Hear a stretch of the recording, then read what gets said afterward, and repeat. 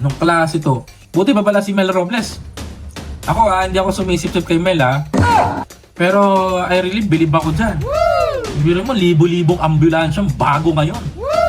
Ang mga syudad dahil sa PCSO na hindi pinopondohan ng gobyerno. Tapos ngayon, sa sakuna, nauunan, pumapangalawa pa, nauna ang DSWD, sumunod ang PCSO. Tapos ang OBP, sasabihin nyo, nauna, lugaw ang dala. Wala na, pinamasahin na ng tour papuntang budget sa iba't ibang bansa.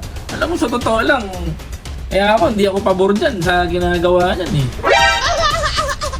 But for me, being an ordinary Filipino, being a Filipino citizen, also a taxpayer, trabaho ka naman.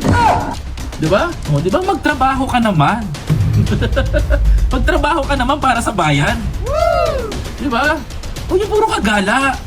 Gala ka ng gala Alis ka ng alis Tapos pag nagkasakuna, bida ka, dala mo lugaw. Ngayon nakikita nyo na ganyan. Paano pa kaya pag presidente na to?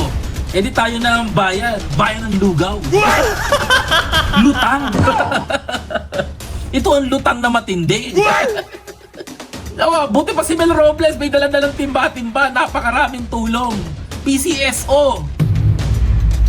Tinalo ka pa ng PCSO. Na ikaw na may pondo, na ang PCSO hindi pinopondohan ng gobyerno. Nakakahiya naman. OBP. Lugaw ang dala. Tapos yung box pa ng DSWD, binagahin nyo pa ng ibang brand. Baka sabihin ng mga DDS, biyahin ko, hindi lugaw yan, arroz caldo yan. Ganun pa rin yun. Parehas lang ata yun. Parehas lang arroz caldo at lugaw, di ba? Oo, lugaw pa rin yun. Si lugaw, si Sara, arroz caldo.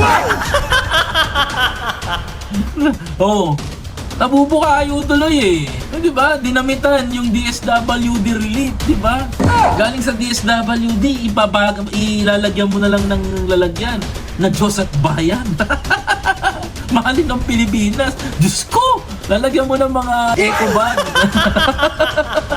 Bumagyo na sa Luzon, lumindol sa Visayas, lindol sa Visayas, sunog sa Mindanao. Magkaiba lang ng sahog, mga kababayan. So wala rin pinagkaiba. Lugaw, mga kapatid. Nako, ewan ko ba? Ewan ko, i-upload nyo to sa lahat ng platform tong video na to, pababayaan ko kayo. Sabihin ninyo, mga kababayan ko, ang dala ng OBP, lugaw.